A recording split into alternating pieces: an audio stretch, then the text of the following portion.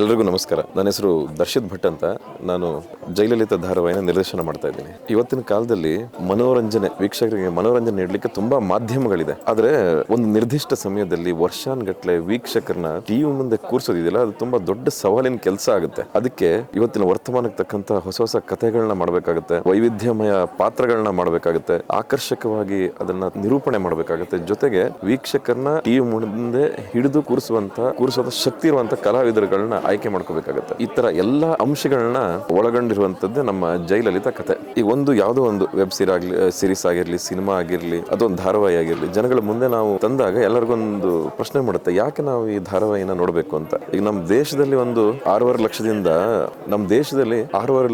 7 ಲಕ್ಷ ಹಳ್ಳಿಗಳಿರ್ಬೋದು. ಆ ಪ್ರತಿ ಹಳ್ಳಿನಲ್ಲೂ ನಮ್ಮ ಲಲಿತಾ ಅಂತ ಒಂದು ಕನಸು ಕಾಣುವಂತ ಒಬ್ಬ ಹುಡುಗಿ ಇರ್ತಾನೆ, ಜೈ ಅಂತ ಒಬ್ಬ ಬಿಸಿ ರಕ್ತದ ಹುಡುಗ ಇರ್ತಾನೆ. ಹಾಗೆ ತಾನು ಮಾತ್ರ ಉದ್ಧಾರ ಆಗ್ಬೇಕು ಅಂತ ಒಬ್ಬ ಸ್ವಾರ್ಥಿ ರಾಜಕಾರಣಿ ಇರ್ತಾನೆ. ಹಾಗಾಗಿ ಈ ಕಥೆನ ನೋಡಿದಾಗ ಏನನ್ಸುತ್ತೆ ಅಂತಂದ್ರೆ, ಪ್ರತಿ ಹಳ್ಳಿನಲ್ಲೂ ಇದು ನಮ್ಮ ಹಳ್ಳಿ ಕತೆ, ಅಥವಾ ಇದು ನಮ್ಮ ಪಕ್ಕದ ಮನೆಯ ಒಬ್ಳು ಹುಡುಗಿ, ಅಥವಾ ನಮ್ಮ ಮನೆ ಅಥವಾ ನಮ್ಮ ಸಂಬಂಧಿಕರ ಹುಡುಗ, ನಮ್ಮ ಊರಿನ ಒಬ್ರು ರಾಜಕಾರಣಿ ಅಂತ ಅನ್ಸುತ್ತೆ. ಹಾಗಾಗಿ ಧಾರಾವಾಹಿಗೆ ಪ್ರೇಕ್ಷಕರು ಈ ಕಥೆಗೆ ಆದಷ್ಟು ಕನೆಕ್ಟ್ ಆಗ್ತಾರೆ ಅನ್ನುವಂಥದ್ದು ನನ್ನ ಭಾವನೆ.